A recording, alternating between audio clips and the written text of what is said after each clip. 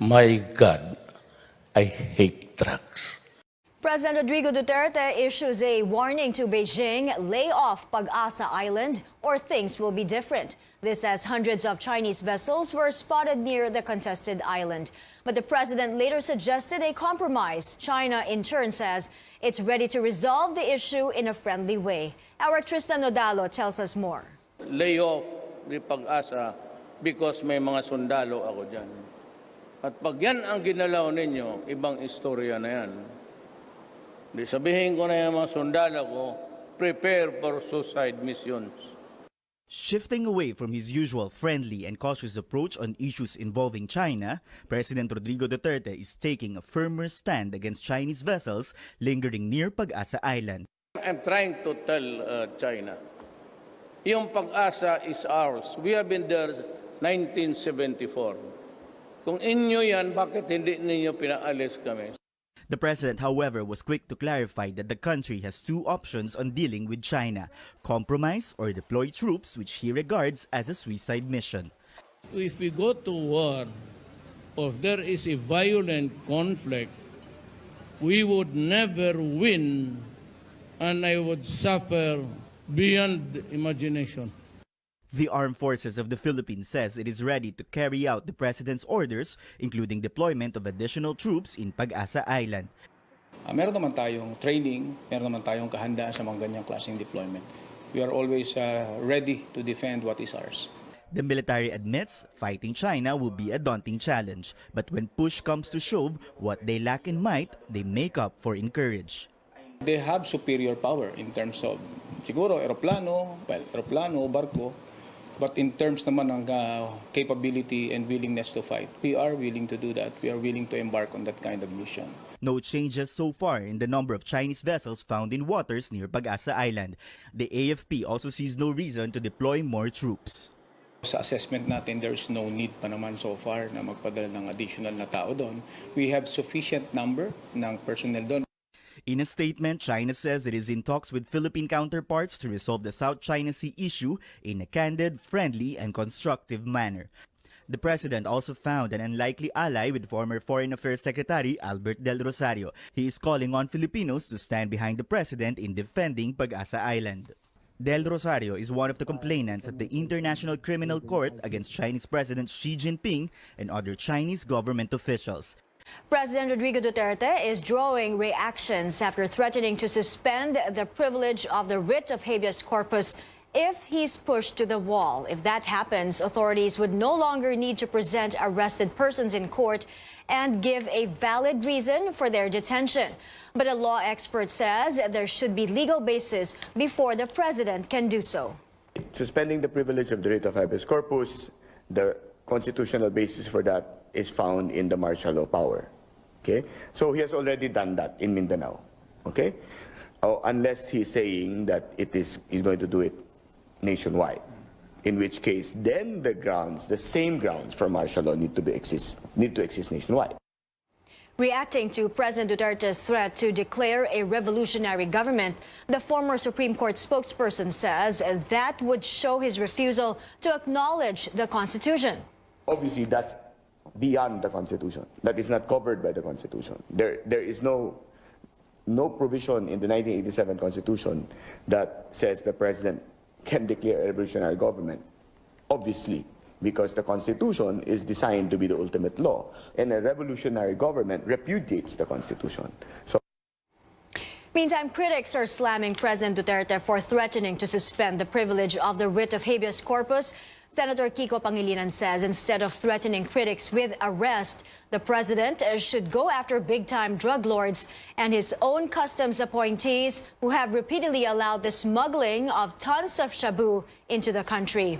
Edre Olalia of the National Union of People's Lawyers says the president's threat, quote, validates again the whimsical and vindictive exercise of power. Senatorial candidate Romulo Macalintal also says if President Duterte declares a revolutionary government, then Vice President Leni Robredo will be president of a duly constituted government. But Justice Secretary Menardo Guevara says the president is just frustrated about what he believes are roadblocks to his attempts to protect the people's interests. He adds the president is aware of the scope and limitations of his constitutional powers. The controversial Chinese-manned dredging vessel left Lobo, Batangas yesterday after environment authorities suspended its permit to operate. This amid clamor from residents to get it out of their waters. But Trisha Terada reports the company behind it is not giving up just yet. This is how the Lobo mangrove forest looks like without the ship. Clean water, white sand where a peaceful community lies. Residents say life's back to normal after the dredging vessel left their waters 5:30 a.m. on Friday, 8 days after it docked at the Lobo mangrove forest. Masaya po, masaya kami. Wala nang mga agam-agam na kung ano baga, wala nang mga kwentuhan na ba't ganyan yan, nandyan yan, anong laman niyan. Marami na po uling nangisda. Kung nandiyan po mananatili ang barko ay maano po yung mga seagrass. The part of the Coast Guard, wala man silang complied naman sila sa Coast Guard.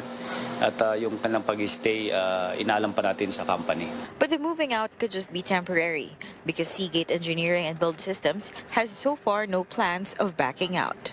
Gagampanan ko lang kung ano yung napirmahan kong memorandum of agreement with the municipality of Lobo. Itutuloy namin.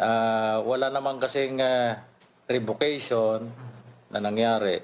Wala naman expiration yan. And the contract through this memorandum of agreement, which is supported by appropriate Sangguniang Bayan resolution. Seagate claims the project will benefit the residents of Lobo, considering that it experienced flash floods in the past when the river would overflow. We must pursue with the project kasi ito naman ay hindi ito quarrying o mining. Ito yung flood control mitigation project. A document obtained by CNN Philippines shows the purchase order to Seagate Philippines for dredged sand. For the first time, Seagate confirms that the dredged materials will be used for the construction of Hong Kong International Airport. We informed the appropriate government agencies about this destination of the dredged material. But no matter what Seagate says, the municipal mayor of Lobo, Batangas remains firm in his decision. Hindi naman ako papayag, Libertin, kahit pa pumunta sila ng 10 beses dito, 1 beses, hindi ako papayag. Iba yung memorandum of agreement at iba yung permit na ito, yung business permit. At ang huling magbibigay ng permit sa kanya, LGU. While Seagate has complied with necessary documents to bring the dredging vessel, it's still waiting for go signal from agencies to push through with the dredging activity, including the approval of the municipality of Lobo, Batangas. Meanwhile, the dredging vessel remains close by at another Batangas anchorage, where it awaits a better time to return to the town. Former Laguna Governor E.R. Ejercito appeals the Sandigan Bayan decision convicting him of graft over an illegal insurance agreement.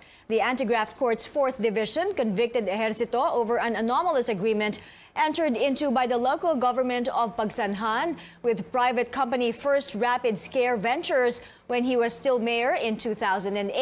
The deal supposedly aimed to provide protection and financial assistance to tourists and boatmen of Pagsanhan. But the company was discovered to be unlicensed and had no permits to operate as an insurance business. Ejercito, who is running again for Laguna governor, is facing 6 to 8 years imprisonment. Earlier, we talked to Ejercito's lawyer, Larry Gadon. He tells CNN Philippines they have filed a motion for reconsideration at the Sandigan Bayan. Nakausap ko na si Gov. Ejercito, and ang unang action na gagawin is yung nag-file na siya ng motion for reconsideration. And after that, we will wait for kung ano ang magiging decision dito ng Sandigan Bayan. And then kung ma-dismiss ito, edi so much the better. Kung hindi naman ito ma-grant yung motion for reconsideration, ay aakyat kami sa Supreme Court para i-apila. Pero ang pinaka-importante dito, in the meantime, hindi totoo yung balita na si Gov. ay disqualified na turuan as governor of Laguna. Kasi yung decision naman ng Sandigan Bayan ay hindi pa yan final and executory. Sabihin, hihintay pa ng finality and decision yan upon decision of the Supreme Court. Gadon adds Ejercito will continue his electoral campaign.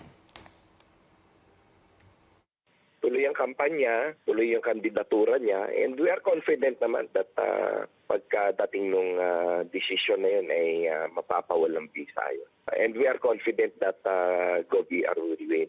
Kasi according to all surveys, local surveys in Laguna, maganda ang chances niya na manalo. Meanwhile, Ejercito maintains his innocence, saying the development was, quote, all politics. Another top story, former Senator Jinggoy Estrada has formally asked the Sandigan Bayan to junk his plunder case.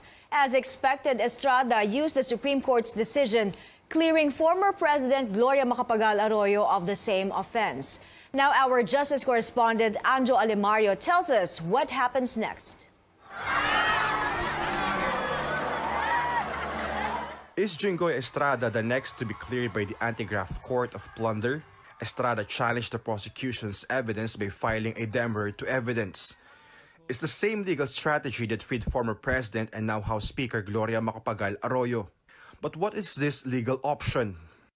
The murder evidence is filed after the prosecution rests its case, and it is essentially a motion asking the court to dismiss the case on the ground that the prosecution has failed to discharge its burden of proof. In his demurrer to evidence, Estrada used Arroyo's decision penned by Chief Justice Lucas Bersamin. His argument, the prosecution failed to prove he is or was the mastermind or main plunderer. Estrada cited the Arroyo decision stating that the law requires in plunder case against several individuals a main plunderer. The former senator also used Arroyo's case to point out that the prosecution failed to prove he received millions supposedly intended for him. Estrada is facing charges of pocketing 180 million pesos in kickbacks from fake projects through his Priority Development Assistance Fund or pork barrel. How soon will the Anti-Graft Court rule on it? There are periods provided by the rules of court. The periods are very, very short. So, but again, it depends on when it is considered submitted for resolution. In the case of Arroyo, her three demurrer to evidence took 2 to 8 months to resolve. And why should ordinary Filipinos bother monitoring developments of plunder cases? The accusation involves a huge amount of public funds, at least 50 million. And the Constitution guarantees, well, not guarantees, the Constitution mandates that public office is a public trust. As far as Estrada is concerned, he is clean. 3 taon kami pinagbakasyon ni Bong Revilla ron sa dito, yan, malapit lang sa Campo Crame. Malakas po ang loob namin humarap sa inyo, tumingin mata sa inyo, at paulit-ulit namin sasabihin sa inyo na wala po kaming kasalanan sa taong bayan. Kami po ay napag-initan lamang noong nakaraang administrasyon. His friend Bong Revilla is a free man after he was acquitted of plunder. And Revilla is out on bail while his trial is suspended. Estrada may lose at the Sandigan Bayan, but he can't always go to the Supreme Court, just like what Arroyo did. Arroyo won her plunder case.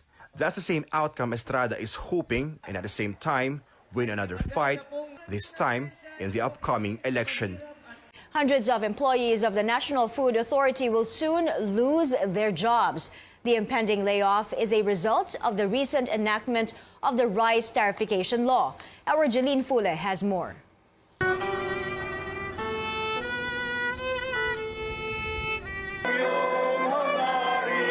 This employee of the National Food Authority plays his violin as a tribute to his colleagues who will soon lose their jobs because of the rice tarification law. He plays the NFA hymn, "And My Heart Will Go On." A vessel from Pakistan unloads the last batch of 18,000 metric tons of NFA imported rice at the Subic Bay Free Port.